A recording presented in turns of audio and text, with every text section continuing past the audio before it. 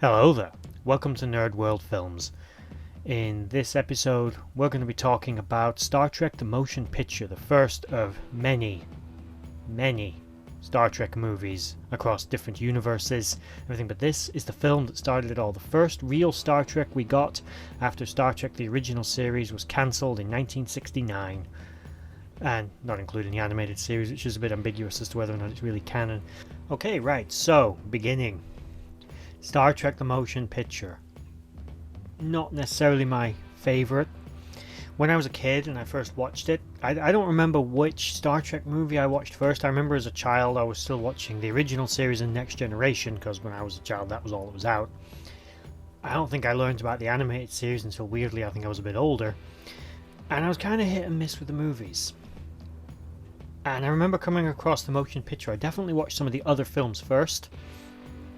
But the motion picture, is a good film, and it only exists really because of Star Wars, which is the whole swings and roundabouts argument. Star Wars never would have existed if it wasn't for the syndication of Star Trek the original series being so popular and uplifting the sci-fi genre in general. Another discussion that. But the motion picture is a good film. It's just, as a child, I found it very plodding.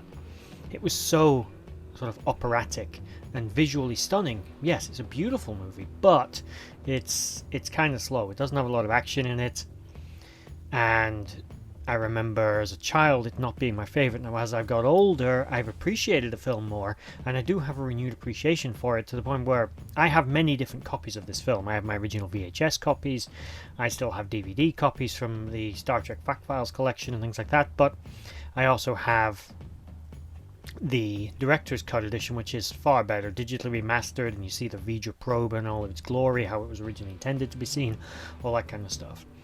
It's beautiful, love it, but I still sometimes have the sort of childhood sting where I'm like, that film's so slow. But it is overall a good film. It's enjoyable, and it has, as I said, an operatic theme to it. It's big and it's broad and it's beautiful, and the musical score is amazing. It is really, really good, and otherwise it's an enjoyable film, aside from maybe sometimes its pacing, which is one of the things I think lets it down. The overall story is basically, you open up with this huge energy cloud of some kind, and the Klingons, being Klingons, they shoot at it because they don't know what else to do. They see something they don't know, they shoot at it. It then possibly retaliates. I'm not entirely sure if that was ever a weapon that V'ger sent or some kind of collection probe. I always figured it was actually collecting the Klingons. It wasn't actually destroying them. But it was digitizing them a bit like it does with Ilea.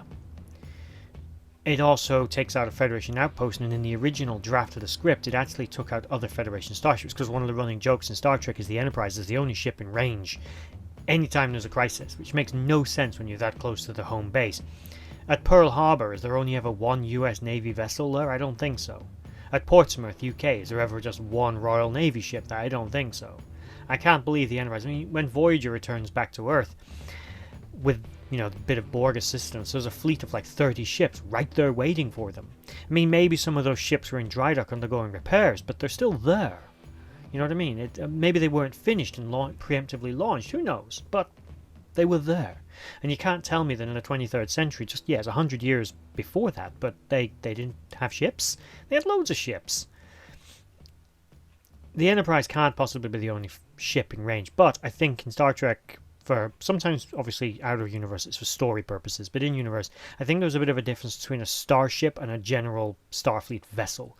I think starship is sometimes a term used to lump a certain category of ship together. Vessels, which are your deep space explorers, your frontier ships, like your Constitution class, your Galaxy class, those are starships.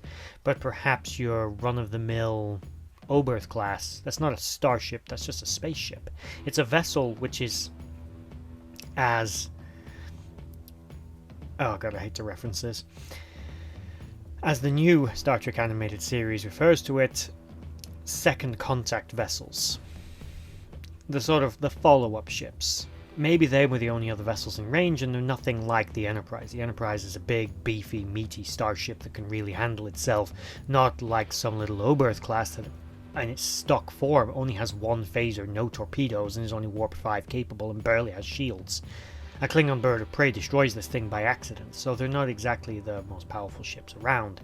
And understand that Starfleet was undergoing modernization and streamlining at the time, which might have meant many ships were out of commission, so maybe the Enterprise was more or less the only ship in range. But in the original draft, there was another ship that was sent, and it was destroyed, or collected, whatever, by V'ger. It was just cut out for pacing, which in a film that's that slow is impressive. And they never filmed it either, probably a budget thing there. But it's there in the script, and I believe it's in the novelization. But anyway, the Enterprise is sent to intercept this thing, but has to have a hurried crew. Rear Admiral Kirk reassumes command of the Enterprise with the objections of the ship's existing captain, Captain Willard Decker, who I've just done a video on my other channel, Nerd.World. Little shameless self-promotion there, please go look at that. So Kirk reassumes command of the Enterprise, a role that he is gifted at. It's something he wants to do. He's always been born to be in command of a starship. He also gets the old gang back together. McCoy, who wasn't overly enthusiastic about getting back aboard a starship. He was never a big fan of space travel. He likes to stay, on Earth in a hospital or something. He doesn't really want to float around the galaxy in a starship. A tin coffin. Spock, who has at least taken some kind of leave of absence when Starfleet returns as science officer. And interestingly, the backstory though, which was written mostly for the headcanon by Leonard Nimoy, was that Spock was on basically a Vulcan logic spiritual pilgrimage to Vulcan, which you see snippets of in the film, but it was never fully filmed, where he was meant to be walking a desert, and I assume would be the Forge, which probably was a recycled idea for Star Trek Enterprise. But he was meant to walk the desert and not speak for a year and then walk back, and he was only a week away from accomplishing this goal when he felt a pull. He could hear V'ger in his head, and he felt a need to return, so he did. And instead of finishing his schooling and training in logic and his purging of emotions, he went back early because he felt the call of duty, basically.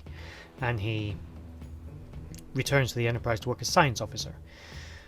Captain Decker temporarily is reassigned as ship's first officer, and you get his former love interest, Lieutenant Ilea, to come aboard, and she works as the ship's chief navigational officer. They then go along after a little accident with a wormhole because of a not finished warp drive. They eventually intercept V'ger. Like the Klingons, they're not able to communicate with it very well, but they do have a little bit more success. They go into the cloud and they see V'ger itself, which is just vast. A sort of huge, gigantic, obscenely large starship for Star Trek. And Star Trek has a reputation for vessels that aren't big. I mean, Star Wars, everything's huge. I mean, the supremacy is absurd. The Death Star is ridiculous. And it's a battle station with engines, so to me that's a starship. But anyway, the Death Star is obscenely large, especially the Death Star 2. It's the size of a moon. The DS-1 may have been a small moon, but the Death Star 2 was a moon. It was huge. Anyway, Star Trek has a reputation for small, but actually there's a lot of vessels in Star Trek that are absolutely gigantic. V'ger, the first Federation starship, a Borg cube. These vessels are all gigantic. They're, again, especially for the Star Trek universe, obscenely large. Now, after a bit of an adventure in here, they lose Lieutenant Ilea, and she's replaced by a sort of biloid replicant of herself that works as a conduit between V'ger and humanity.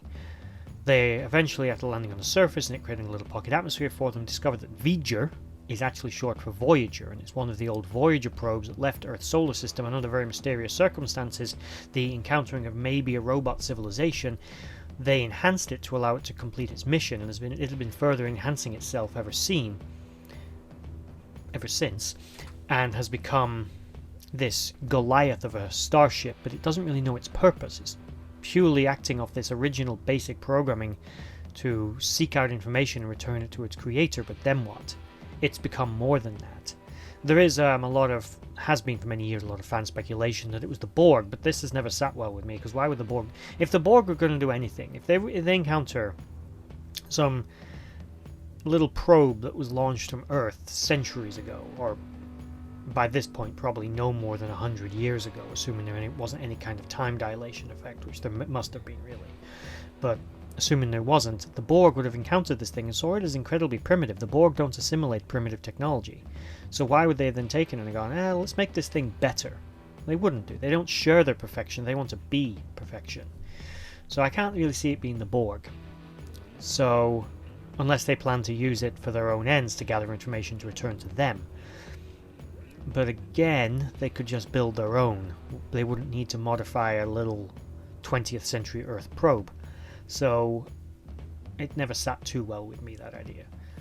But anyway, ultimately, Captain Decker, Ilea, the Ilea replicant, merge with V'ger, giving it a human soul, a human mind, a human emotional baggage, and then go off on their merry way to explore new frontiers beyond human comprehension. It takes a very long time to get to that point, and I'm missing quite a bit out. The film is a space adventure. It is challenging, it makes you think. It's enjoyable, but it is slow-paced, which is its biggest flaw. And Star Trek has always been the thinking man's sci-fi. Always has been, and the motion picture is probably the finest example of the thinking man's Star Trek. Because you're not going to sit there and be drawn in by the fantastic explosions and battle sequences and general mindless fights. It's not a Michael Bay movie. This is Star Trek in its purest form. I'm surprised it got a sequel, to be honest. But the film is still very much Star Trek, and very much a Star Trek movie that's worth watching, especially if you're going to watch Star Trek. If you're going to watch Star Trek, don't just watch Discovery and Picard, because I don't actually hate those. I don't like them as much as I did older Trek, but then again, I never hated Enterprise, and most Star Trek fans don't like Enterprise. I don't even hate the theme. I mean, is it Star Trek? No, but I'm not going to hate it. It's just a song. I'm not finding the energy and willing myself to hate a song just because it's been used in the theme of a Star Trek show. It's not as fun as a normal Star Trek. It's not like some woman wailing her voice out, or a monologue by Picard and some shots of the Enterprise. Yeah, it's not that, but it makes sense for what the show was going for. It does tell you what the show's going to be about. I never hated Enterprise, and I don't hate the new Star Trek that much, although I have very little interest in a new cartoon series. To me, Star Trek's never been a cartoon. I don't even think I ever finished watching the original animated series. So I'm not going to give I'm not going to give Lower Decks anything. I can't even watch it in the UK unless I find a way to watch a pirated version. But yeah, if you're going to watch Star Trek, watch all of Star Trek. Watch it from the beginning and understand it. And I'd watch it not in chronological order like Enterprise original series. I'd watch it the way it was released.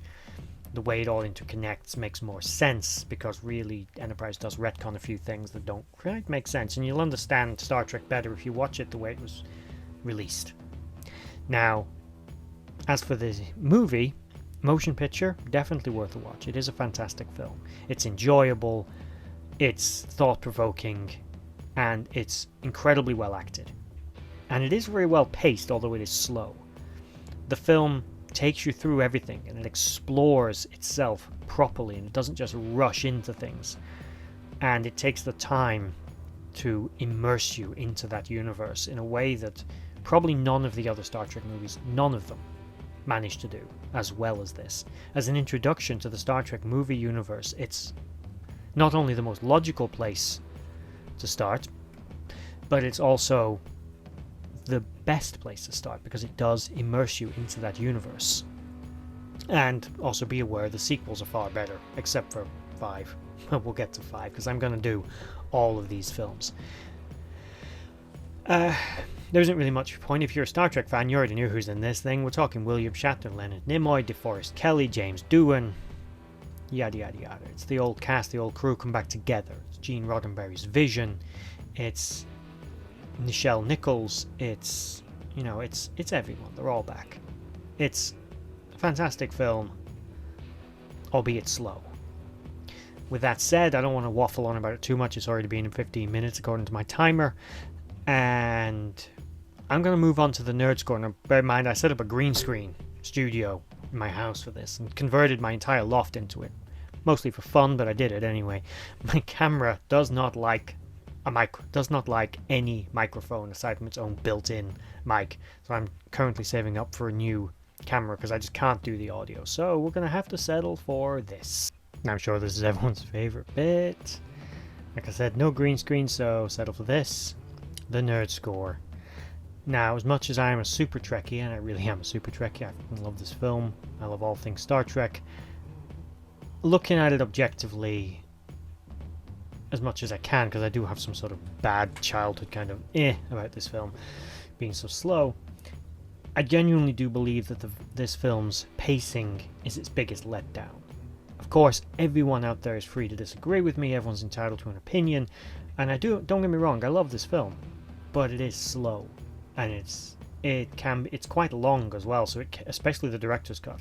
And I always watch director's cuts versions, Lord of the Rings, that kind of stuff. I'll always watch the director's extended cut because I think that's the version of the film you want. You want the content, but I really, really, really got to be in the mood to sit through this film. Sometimes I don't even do it in one sitting. So in that sense, it's only getting a Nerd Score of 3 out of 6, which is I think the lowest Nerd Score I've given a film so far. And considering this is from my favorite franchise, I feel like I'm betraying it. But hey ho.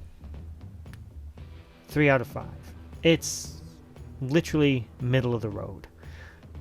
It's not the best Star Trek film, but it's also not the worst. We'll get to the worst a few movies down. But, as I said, it's enjoyable and definitely worth a watch.